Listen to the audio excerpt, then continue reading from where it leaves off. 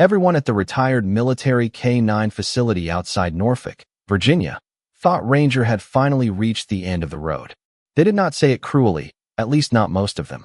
They said it with lowered voices in hallways, with sighs over clipboards, with the kind of professional sadness people use when they have already made a decision and are trying to convince themselves it is mercy. The former SEAL dog could not be trusted. That was what the reports said. His instincts had changed. His responses were inconsistent. His attention drifted when handlers approached him. He ignored commands he once obeyed with flawless precision. Sometimes he backed away from experienced trainers as if they had become strangers. Sometimes he stood perfectly still, amber eyes fixed on nothing anyone else could see. And because Ranger could not explain what was happening inside him, people began explaining it for him. Too old, too damaged, too unpredictable. A liability.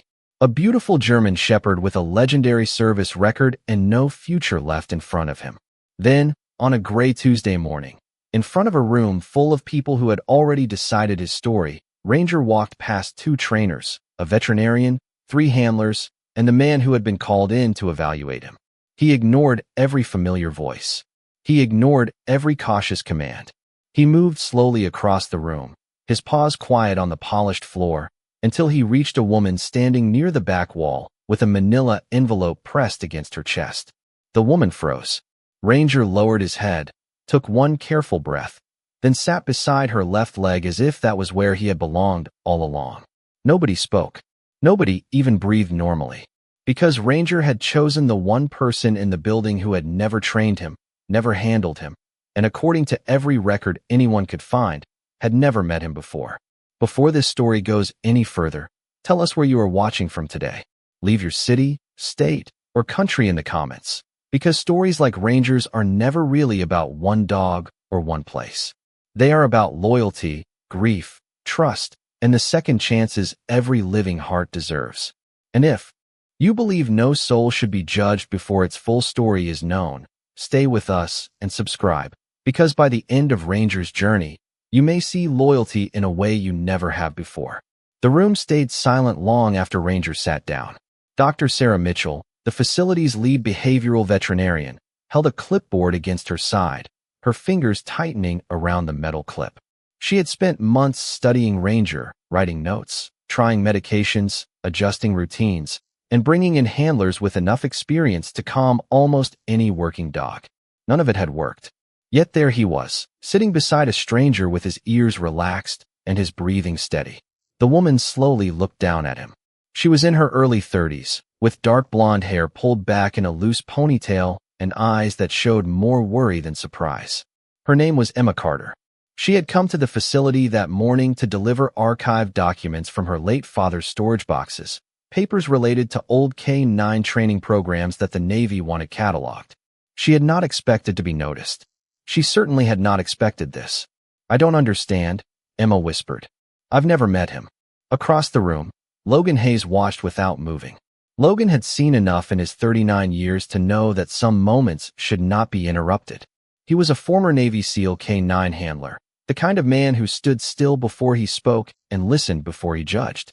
His hair was cut short. His jaw carried the shadow of an old discipline he had never fully let go of. And just below the collar of his black t-shirt, a small German shepherd tattoo showed on the side of his neck. It was not decorative. It was a memorial. Years earlier, Logan had served beside a K-9 partner named Atlas, a dog who had saved his life more than once and had taken a piece of Logan's heart when he died. After that, Logan left active service and then slowly stepped away from everything that reminded him of the life he had once understood. He told people he was ready for civilian work. He told them he wanted quiet. The truth was simpler and harder. He could not bear to lose another partner. Logan had nearly refused. He knew the file. Everyone in the working dog world knew the file. Ranger had been one of the best. A sharp, steady, fearless German shepherd trained for detection, tracking, and protection in high-pressure environments. He had worked with Navy teams, moved through chaos with calm focus, and had been described by one handler as the dog who could read a room before any human knew what was wrong. Then he changed. After his last handler left the program, Ranger became distant. He still ate. He still walked. He still obeyed a few basic routines when the environment was quiet.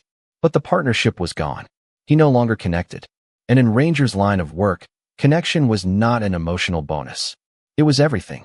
Logan had come to evaluate whether Ranger could be placed in a retirement program or whether he needed a more restricted sanctuary placement. He had expected a difficult morning. He had not expected Emma Carter. Sarah took one careful step closer. "Ranger," she said softly. The dog did not look at her. He leaned, not heavily, not desperately, just enough that his shoulder touched Emma's leg. Emma's eyes filled. "Is he okay?" Logan finally moved. He walked slowly, keeping his body turned at an angle so Ranger would not feel challenged. "He's not afraid," he said. "How do you know?" Emma asked. "Because fear pulls away," Logan answered. He came closer. Ranger lifted his eyes to Logan, and for the first time that morning, something passed between them. Not trust yet. Not even permission. Recognition, maybe. One wounded creature noticing another. Sarah exhaled. "We've had him for months, Logan. He hasn't responded like that to anyone." Logan looked at Ranger, then at Emma. "Then maybe everyone has been asking the wrong question." Sarah frowned. "What question should we ask?" "Not what's wrong with him," Logan said. "Who is he remembering?" Emma's face went pale. It was subtle, but Logan saw it. Good handlers notice small shifts. The catch in breathing. The tightening around the mouth. The body recognizing a truth before the mind is ready to name it. Sarah turned to Emma. "Miss Carter, why exactly were you bringing those records?" "In." Emma looked down at the envelope in her hands. "They belong to my father, Thomas Carter. He passed away 5 years ago. I found boxes in my mother's garage. Some had Navy K-9 training materials, journals, photographs. I called the office because I thought they might belong here." The name changed the air. Sarah lowered her clipboard. Logan's eyes sharpened. "Thomas Carter?" Emma nodded. "You knew him?" "I knew of him," Logan said. "Every serious K-9 handler did. He helped shape half the training philosophy this facility still uses." Sarah looked toward Ranger. "Thomas worked with Ranger during his early training years." Emma's lips parted. "Ranger?" The dog turned his head at the sound of his name in her voice. Emma put one hand over her mouth. "My dad talked about him," she whispered. "Not all the time, but enough that I remembered. He said there was a German shepherd who understood people better than most people understood themselves. He said the dog had a brave heart, but a soft one. I thought he was just telling me a story." Logan crouched several feet away, not reaching for Ranger, not crowding him. Maybe Ranger never thought it was just a story. That afternoon, nobody sent Emma home right away. Sarah asked if she could review the documents. Emma agreed, still shaken by the way Ranger followed her with his eyes whenever she moved. They brought the files into a conference room while Ranger settled near the door. Not in the corner. Not under a table. Near Emma. The first folder contained routine records, vaccination forms, transport notes, early obedience assessments, detection training sheets. The second held photographs. Young dogs on training fields. Handlers in worn boots. Thomas Carter standing with his arms folded, smiling in a way that made him seem patient even on paper. Then they found one photo that made Logan stop. A much younger Ranger sat beside Thomas Carter on a patch of grass near an old wooden fence. Ranger's ears were too large for his head in the way young shepherds often are, and Thomas had one hand resting lightly against the dog's chest. Not restraining him, reassuring him. K9 does not remember commands forever. A great K9 remembers the people who made him feel safe. Emma stared at the handwriting. "That was Dad," she said. "He wrote things like that everywhere. On napkins, receipts, old envelopes. My mother used to joke that he treated life like one long training journal." Logan did not smile. He was looking at Ranger. The dog had risen from the doorway and moved closer to the table. His nose lifted, catching the scent of old paper, dust, cardboard, and maybe something no human in the room could ever measure properly. Memory did not live in dogs the same way it lived in people. It lived in scent, rhythm, tone, touch, the emotional weather around a person. Emma smelled like family.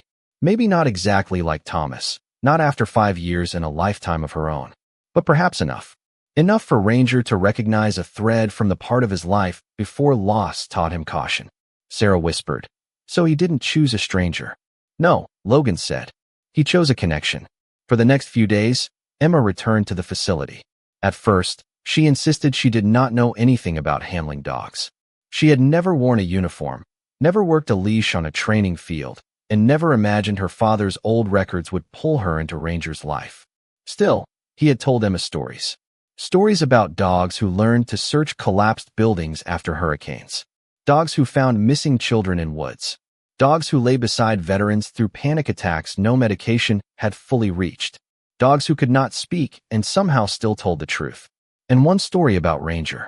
My dad said Ranger was not the kind of dog you commanded, Emma told Logan on her second visit. He said Ranger was the kind of partner you trusted. They were standing outside near the training field. Ranger rested in the shade beside the fence, watching them. Logan kept his hands in his jacket pockets. Your father was right. You say that like you knew him. I knew men like him, Logan said. They understood something a lot of people forget. A working dog isn't equipment. He isn't a tool. He is a partner who happens to speak a different language. Emma looked at Ranger. Then why did everyone decide he was broken? The question hit Logan harder than he expected, because he had done the same thing to himself. After Atlas died, people had told Logan he needed time. Then they told him he needed a new assignment. Then they told him he needed to move forward. But nobody knew what to do with him when moving forward looked like silence. He had not fallen apart in obvious ways. He paid his bills. He kept his apartment clean. He answered messages with short, polite replies. He ran 5 miles every morning because his body remembered discipline even when his mind did not know what to do with the day. But he stopped calling old teammates. He stopped volunteering with K9 programs. He stopped letting anything depend on him enough to hurt him. People called that adjustment. Logan knew it was fear. We call things broken, he said slowly, when we don't want to admit we don't understand them. Emma looked over at him, and for a moment, neither of them spoke. That day, Logan changed Ranger's routine. He told Sarah he did not want formal obedience sessions for a while. No pressure. No performance. No pushing Ranger through exercises designed only to prove whether he could still do what he used to do. Sarah hesitated at first. She had a facility to run, reports to answer, liability concerns to document. But she also knew the old approach had failed. So she agreed. Logan began with walks. Simple walks. He clipped the leash to Ranger's collar and moved without tension. No sharp corrections. No constant commands. If Ranger stopped to smell a fence post, Logan stopped too. If Ranger watched birds lifting from the edge of the field, Logan let him watch. If a younger handler passed too close and Ranger stiffened, Logan did not scold him. He stepped between them, created space, and showed Ranger through action that he did not have to face every uncomfortable moment alone. Trust returned slowly. Not like lightning. Like dawn. A little more light each day. By the end of the first week, Ranger walked beside Logan without pulling away. By the second, he accepted food from Sarah's hand again. By the third, he allowed one of the junior handlers to stand nearby while Emma sat on a bench 20 feet away. Not touching him. Not calling him. Just being present. That became the rhythm of Ranger's healing. Presence before expectation. Understanding before command. One evening, as the sun dropped behind the tree line and the training field turned gold, Logan sat on the grass with Ranger beside him. Emma had gone home. Sarah was inside finishing reports. The facility was quiet except for distant traffic and the soft clink of a flag rope against a metal pole. Ranger rested his head near Logan's boot. Logan looked down at him. You and me, he said softly. We both got real good at pretending distance was the same thing as strength. Ranger blinked slowly. Logan rubbed his thumb along the seam of his own hand where an old scar crossed his knuckle. It isn't, though. The dog shifted closer. For the first time in years, Logan did not move away from the feeling of being needed. Sarah found another box from Thomas Carter's materials. It had been dropped off by Emma's mother, who had heard what happened and spent an entire night searching the garage. The box was water-stained at the corners and smelled faintly of cedar and old paper. Inside were training journals, handwritten notes, and a set of cassette tapes Thomas had apparently recorded for his own reference. Sarah borrowed an old player from a staff member whose father still collected vintage electronics. The first few tapes were mostly technical observations. Scent work, food motivation, response times, handler consistency. Then, halfway through the third tape, Thomas's voice changed. Ranger watches people before he watches commands. The recording said, crackling through the speaker. Some dogs learn the task first and the person second. Ranger is the opposite. If he trusts the person, he'll give everything. If he senses confusion, fear, anger, or dishonesty, he holds back. Not out of disobedience, out of judgment. And maybe that makes him harder to handle. But it also makes him remarkable. Emma sat very still. Hearing her father's voice after 5 years had taken the strength out of her shoulders. Her eyes shone, but she did not cry. Ranger stood from the floor and walked to her, placing his head against her knee. Logan watched quietly. Sarah wiped under one eye and pretended she was adjusting her glasses. The tape continued. If this dog ever shuts down, I hope the people around him remember to ask what he has lost before they ask what he can still perform. Logan closed his eyes. There it was. The warning nobody had heard in time. What did he lose? Emma asked. Sarah reached for another file. We know Thomas moved out of the program when Ranger advanced. After that, Ranger worked with several handlers, but his deepest bond was with Aaron Mitchell. Emma looked up sharply. Mitchell? Any relation to you? Sarah's expression tightened. My younger brother. The room changed again. Until that moment, Sarah had kept her professionalism like a shield.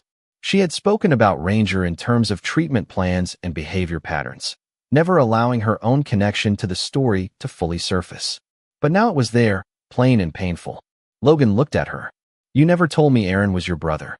I did not want it to affect your evaluation. Sarah, I also did not want to talk about it, she admitted.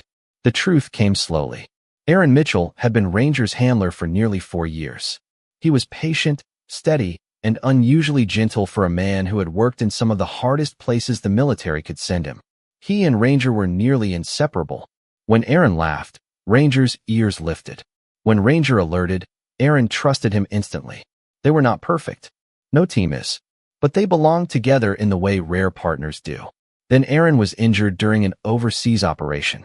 He survived, but his field career ended. After surgeries, rehab, and months of medical appointments, he decided to leave active duty and move closer to family in North Carolina. The plan was for Ranger to transition to a new handler and eventually retire when appropriate. On paper, it made sense. In real life, nobody had explained loss to Ranger. Aaron visited when he could at first, but his own recovery was difficult. Then complications worsened. A blood infection after one surgery. A long hospitalization. A decline nobody expected. By the time the facility realized how badly Ranger was struggling, Aaron was too sick to travel. He died 8 months later. Sarah had buried her brother and gone back to work at the place where his dog still waited. I thought being professional meant not letting my grief get involved, she said, voice breaking. So I treated Ranger like a case. A patient. A behavior problem. Emma reached across the table and touched Sarah's hand. Logan looked toward Ranger. He wasn't the only one carrying Aaron. Sarah nodded, tears finally slipping free. No. That afternoon, Logan asked to see Aaron's personal records. Sarah hesitated, then brought a sealed storage container from her office. Inside were photographs, worn collars, laminated ID badges, field notes, and a small green notebook held shut with a rubber band. The notebook was not official. It was Aaron's.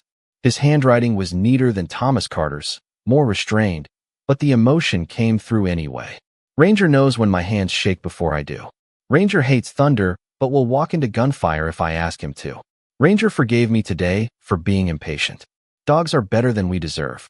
Then one entry, written near the end of Aaron's active service, made Logan's throat tighten. If I cannot be the one beside him forever, I hope someone remembers this. Ranger is not afraid of danger. He is afraid of being left without understanding why.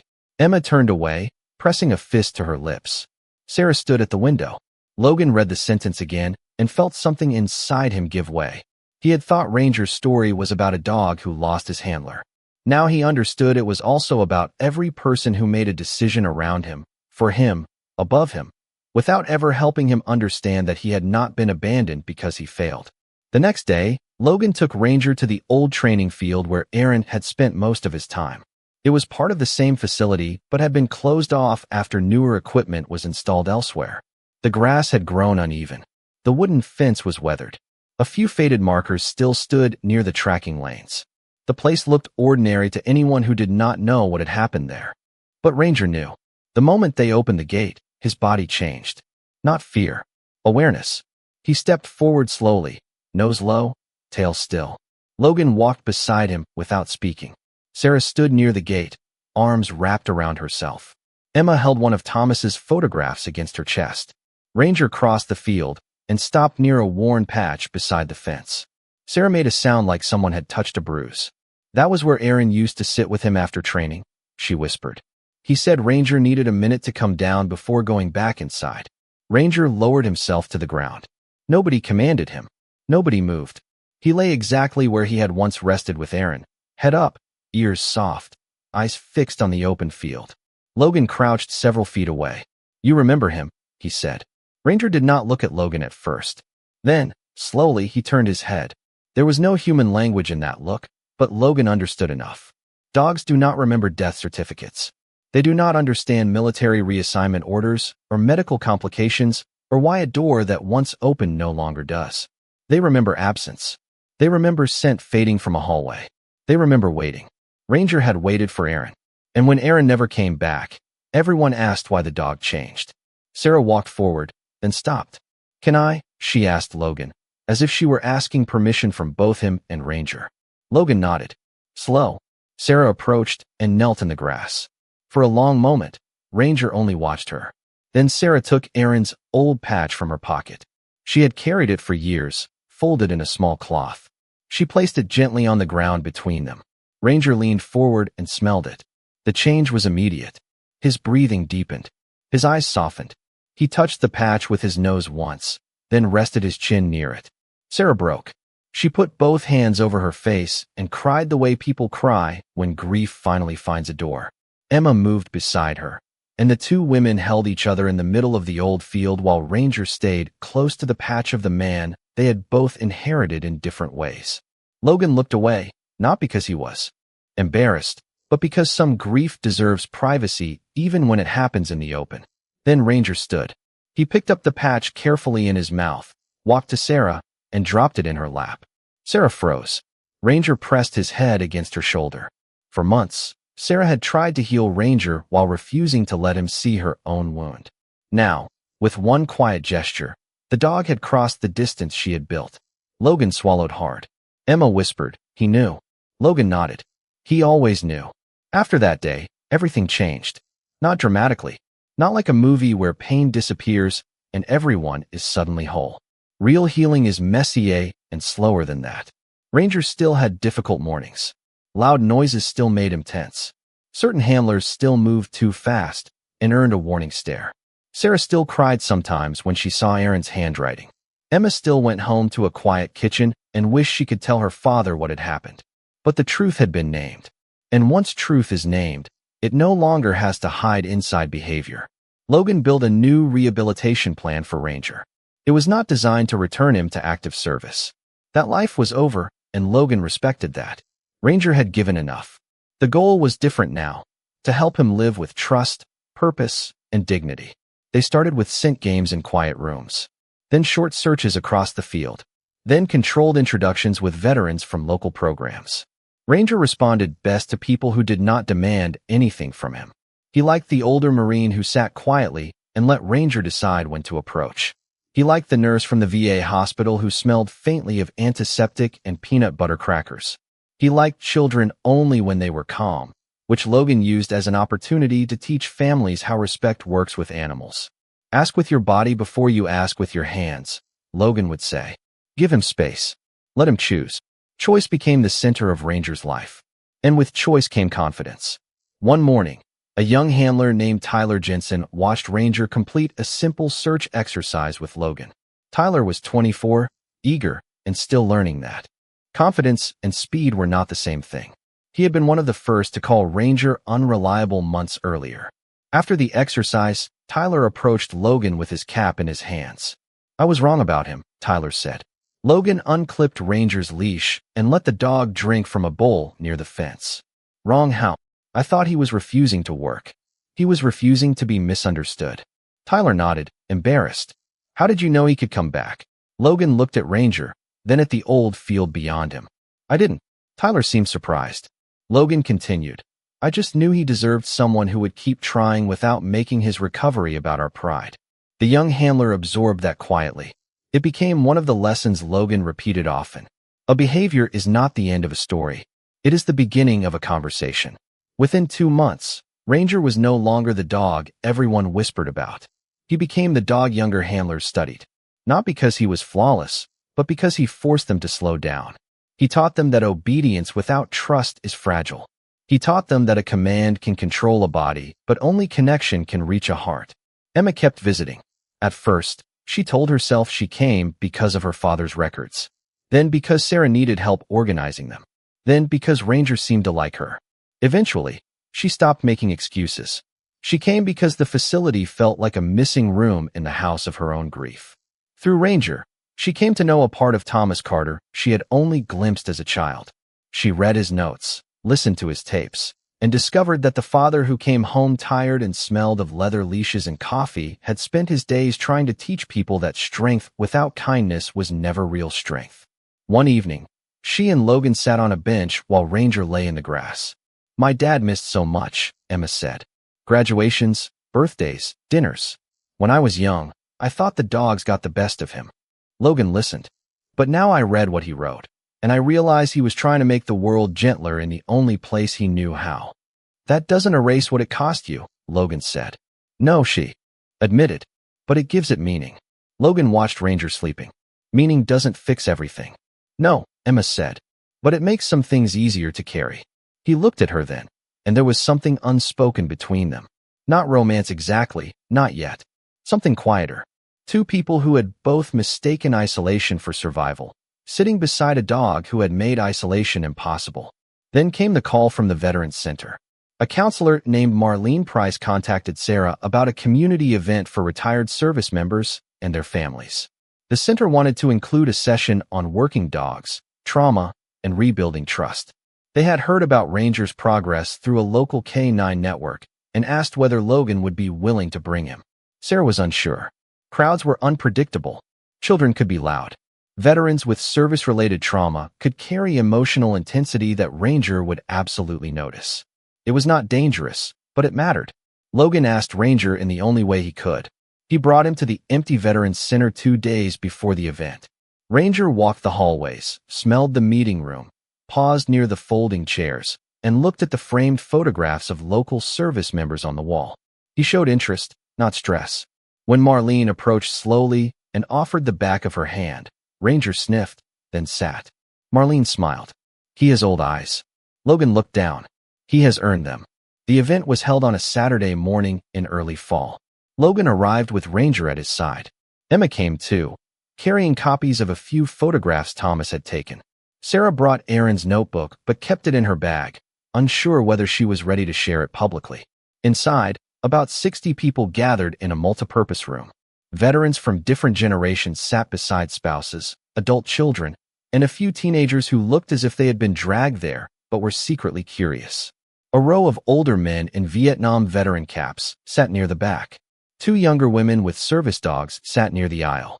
A little boy in a dinosaur hoodie leaned against his grandfather's wheelchair and stared at Ranger with wide eyes. Ranger noticed everything. Logan felt the leash through his fingers, loose but present. "You good?" he murmured. Ranger glanced up at him. That was enough. When Marlene introduced them, Logan stood at the front of the room with Ranger sitting beside his left leg. For a moment, he forgot every planned sentence. He looked at the people in front of him and saw not an audience, but a room full of unfinished stories. So he told the truth. "When I first came back to evaluate Ranger," Logan began, "most people had already decided what he was. They called him unpredictable, unreliable, damaged. And I'll be honest with you. On paper, some of that seemed true." The room stayed quiet. But paper tells you what happened. It does not always tell you why.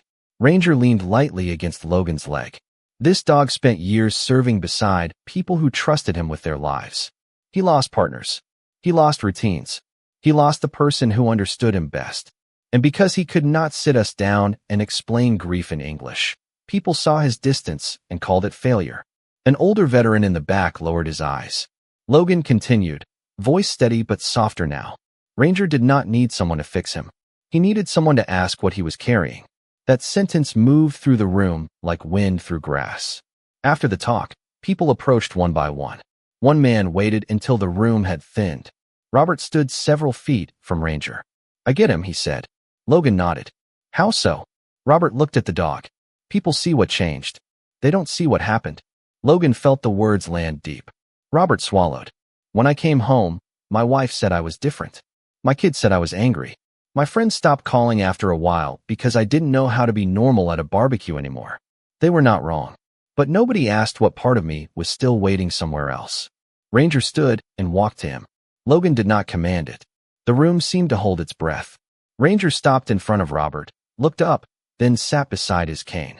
Robert's face crumpled. He placed a trembling hand on Ranger's head. "Well," he whispered, "look at you." Logan looked at Sarah across the room.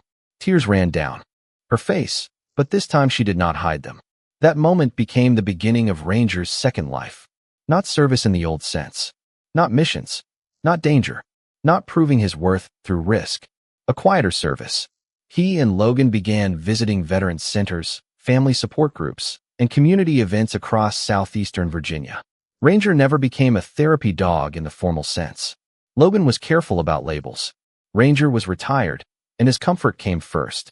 But he had a gift no certification could fully measure. He knew when someone needed him. At one event, he ignored a row of people calling his name and sat beside a teenage girl whose father had died by suicide after leaving the army. She had not spoken during the group session. Ranger rested near her shoes until she finally reached down and touched his ear. At another, he approached a young Marine who kept laughing too loudly and joking every time the conversation became serious. Ranger placed his head on the man's knee, and the joke stopped. At a family picnic for veterans, a little boy asked Logan if Ranger was a hero. Logan looked at the German shepherd lying under a shade tree. "Yes," he said, but not because he was never afraid. Because he kept caring after he had every reason to stop. That answer followed Logan home. He realized it applied to people too. As Ranger opened doors for others, he opened one in Logan. Old teammates began hearing from him again. He answered calls he once let ring. He visited Atlas's grave for the first time in 3 years and brought Ranger with him. Atlas was buried beneath a live oak on a private property owned by a retired handler outside Chesapeake. The grave marker was simple, a flat stone with Atlas's name, years of service, and a small brass tag shaped like a dog bone. Logan stood there for a long time. Ranger waited beside him. "I didn't come back," Logan said finally. "After the funeral, I thought if I stayed away, it would hurt less." The wind moved through the oak leaves. It didn't. Ranger pressed against his leg. Logan crouched and touched the stone. "I found another dog who needed me," he whispered. "Or maybe he found me. You would have liked him. He's stubborn. Too smart. Judges everyone." A laugh broke through the grief, surprising him. Then the tears came.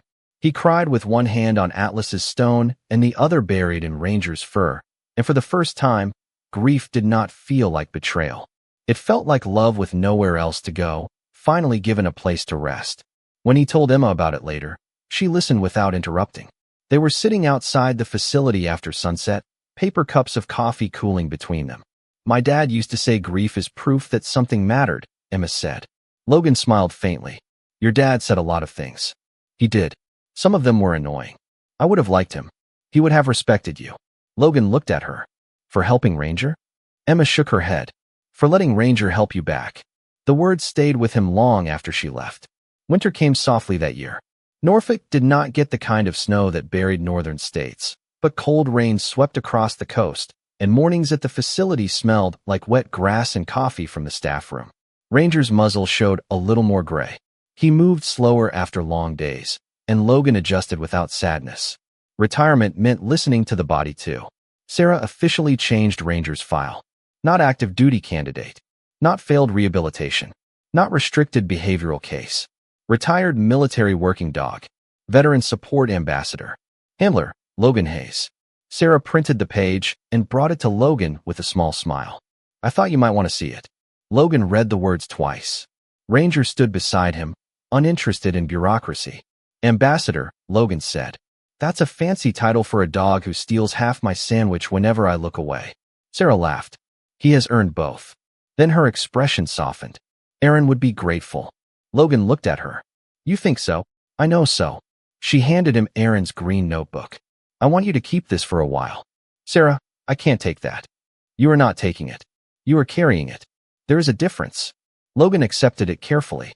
That night, he read the final pages. Most were short entries written during Aaron's rehabilitation, when he knew he might not return to Ranger in the way he had hoped. Some lines were shaky, as if written from a hospital bed. I worry he will think I left because he failed. I hope someone tells him he was the best part of the hardest years. If he bonds again, I hope nobody mistakes that for forgetting me. And then the final entry. A loyal heart needs time to trust again. If Ranger ever chooses someone new, let him. It means he is keeping the promise, not breaking it. Logan read the last sentence until the room blurred. The promise. The words on the photograph finally made sense. When Ranger chose Emma, he had not chosen her instead of Aaron or Thomas. He had chosen the living thread connected to the people who taught him trust.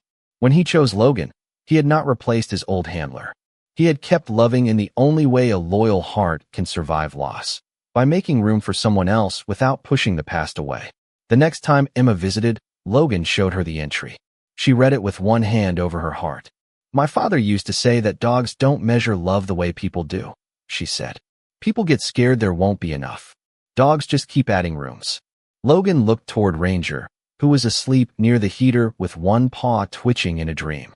Your father was a wise man. He was, Emma said. But Ranger may have been his best teacher.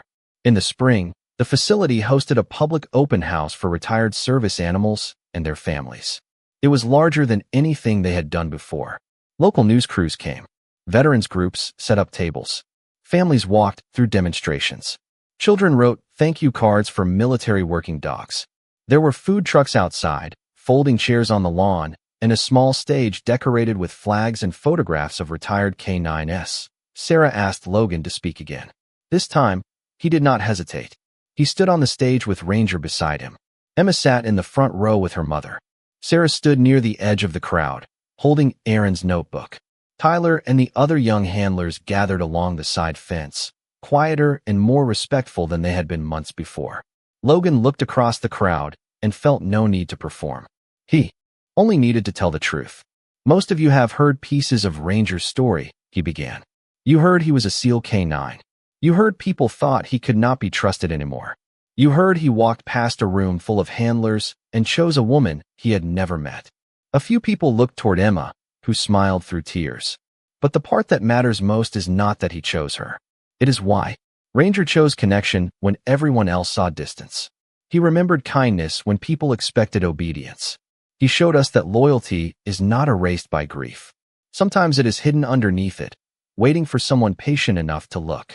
Ranger sat calmly, as if he had heard all this before and approved only mildly. Logan continued, we live in a world that is quick to label people and animals by their hardest season. Difficult, unreliable, angry, changed, broken. But Ranger taught me that before we use those words, we need to ask a better question. What happened? What was lost? What is still there beneath the silence? The crowd was quiet now, and maybe the most important question of all is this. Who might they become if someone stopped trying to fix them long enough to understand them? After the speech, Emma's mother approached Ranger. She was a small woman with silver hair and Thomas Carter's eyes. She had been too emotional to visit the facility before, but now she stood in front of the dog her husband had once written about so lovingly. Hello, Ranger, she said. Ranger lifted his nose. For a moment, the years seemed to fold together. Thomas in his training boots. Aaron with his notebook. Sarah grieving. Emma searching dusty boxes. Logan standing outside his own life, unsure how to enter it again. Ranger stepped forward and rested his head against Mrs. Carter's hip. The old woman closed her eyes and placed both hands on him. Oh, Thomas, she whispered. You were right about him. Nearby, Logan felt Emma slip her hand into his. He looked down, surprised. She did not pull away. Neither did he. The open house ended near sunset. Volunteers folded chairs. Families drifted toward the parking lot. The flags moved gently in the evening wind. Ranger, tired from the attention, lay under a table while Logan packed up a box of pamphlets. Sarah came over and stood beside him. You did something good here, she said. Logan glanced at Ranger. He did. You both did. For once, Logan did not argue. That night, after everyone left, Logan walked Ranger across the old field one more time. The grass was damp. The sky had turned deep blue. Lights from the facility windows glowed behind them. Ranger moved slowly but steadily. They reached the wooden fence where Aaron used to sit. Logan lowered himself to the ground, and Ranger settled beside him. For a long while, there was only quiet. Then Logan said, "I used to think loyalty meant holding on so tightly nothing could change." Ranger rested his head on his paws. "But you knew better. Loyalty is not refusing the future. It is carrying love forward." He looked across the field. I think Aaron knew that too. The breeze moved through the trees like a soft dancer. Months turned into years in the gentle way life moves when it is no longer being measured only by pain. Ranger aged. His black muzzle turned salt and pepper. His hips grew stiff, and Logan bought a ramp for the back of his truck even though Ranger looked deeply offended the first time he was expected to use it. His community visits became shorter. His naps became longer. He still noticed everything. He still chose people in rooms full of strangers with unnerving accuracy. But now, no one doubted him when he did. People simply made space. Logan changed too. He built a new career training handlers in trauma-informed canine work. He taught them that dogs are not machines with fur. He taught them that trust is not softness. It is structure with compassion. He taught them that patience can be more powerful than pressure. Sometimes, when a young handler got frustrated, Logan would point toward Ranger sleeping in the corner. "That dog was written off by people with impressive resumes," he would say. "Do not confuse a label with the truth." Emma became part of the program's archive project, preserving the writings of Thomas Carter, Aaron Mitchell, and other handlers whose lessons might otherwise have been lost in storage boxes. She and Logan did not rush whatever was growing between them. They had both learned too much from Ranger to mistake speed for certainty. But on Sunday evenings, she often came by with dinner. Sarah joined when she could. Sometimes Mrs. Carter came too. They would sit outside while Ranger moved from person to person, collecting pieces of chicken from anyone weak enough to be manipulated by old heroic eyes. Which was everyone. On one such evening, Tyler asked a question that made the table go quiet. "Do you ever wonder what would have happened if Ranger had never met Emma?" Logan looked at the dog lying near her feet. Emma looked at Logan. Sarah looked toward the old field. Finally, Logan said, "I try not to think of it that way." "Why?" Tyler asked. "Because he did meet her. And before that, Thomas met him. And Aaron loved him. And Sarah kept him alive even when she didn't know how to reach him. A story is not saved by one moment. It is saved by every person who refuses to let the ending be written too soon." Nobody spoke for a while after that. Ranger, apparently uninterested in philosophy unless it came with food, sighed, and went back to sleep. In his final years, Ranger became something more than a retired SEAL K9. He became a living lesson people carried with them. Veterans wrote letters to Logan saying Ranger helped them talk to their families. Parents wrote that their children learned gentleness from approaching him. Handlers wrote that they changed the way they worked with dogs who struggled. Sarah used his case to train veterinarians about grief and behavior. Emma included his story in the Carter archive with a note that read, "He remembered what we forgot." And Logan kept Aaron's final line framed above his desk. "A loyal heart needs time to trust again." On Ranger's last summer, the facility held one more small gathering for him. Not a public event, not a ceremony with cameras, just the people who had been part of his life. They met near the old wooden fence at sunset. Sarah brought Aaron's patch. Emma brought Thomas's photograph, but appreciated owning. Logan brought Ranger. The old dog walked slowly, leaning against him when the ground dipped. His eyes were cloudy now, but when he reached the fence, he lifted his head as if the field before him were filled with every version of himself that had ever existed there. Young Ranger learning to trust Thomas. Strong Ranger running beside Aaron. Lost Ranger waiting at doors that did not open. Healing Ranger choosing Emma. Steady Ranger teaching Logan how to come back to life. Logan knelt beside him and placed a hand on his shoulder. "You did good, buddy," he whispered. Ranger leaned into him. Emma stood close, tears on her cheeks. Sarah held Aaron's patch against her chest. No one tried to make the moment less painful with easy words. Because love deserves honesty. Finally, Logan looked at the small circle of people and said, "He was never broken." Sarah shook her head, crying openly. "No, he was never broken." Emma touched Ranger's head. "He was waiting for us." Logan nodded.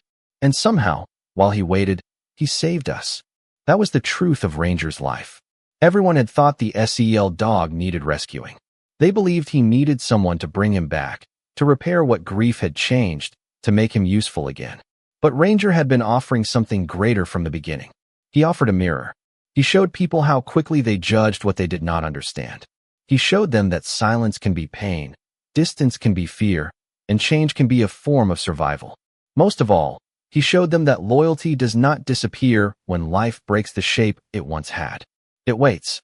It waits in old photographs, in faded patches, in journals nobody opens for years. It waits in daughters who carry their father's kindness without realizing it. It waits in sisters who are brave enough to grieve. It waits in handlers who think their purpose died with the partner they lost. It waits in dogs who sit beside strangers because some part of love recognizes its way home. And when someone finally listens, loyalty rises again. Not as the past, as something new. If Ranger and Logan's story touched your heart, maybe it is because all of us know what it feels like to be misunderstood by one hard season. Maybe you thought of a person, an animal, or even a part of yourself that needed patience instead of judgment. Share the moment that moved you most in the comments, whether it was Ranger choosing Emma, Sarah finally grieving Aaron, or Logan realizing that the dog he came to save had been saving him too. And if stories about loyalty, kindness, and second chances remind you of what still matters in this world, subscribe and stay with us. There are more journeys like this waiting to be heard. Years after Ranger's first silent walk across that room, Logan still thought about the moment often.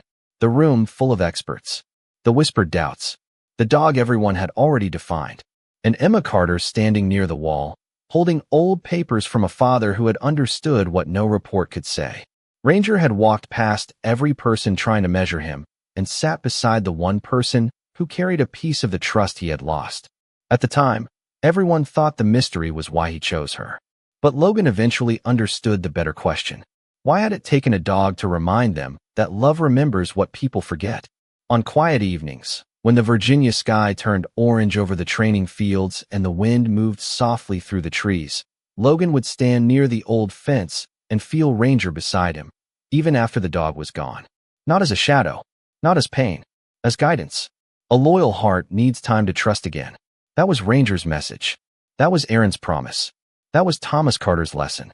And that was the gift Logan carried forward every time he looked at a struggling dog, a guarded veteran, a grieving family member, or his own reflection, and remembered not to ask what was wrong too quickly. Ask what happened. Ask what remains. Ask what might still be possible if patience is given room to work. Because sometimes the ones the world calls broken are not broken at all. Sometimes they are the loyal ones, the wounded ones, the waiting ones. And sometimes, when someone finally has the courage to understand them, they become the ones who lead everyone else home.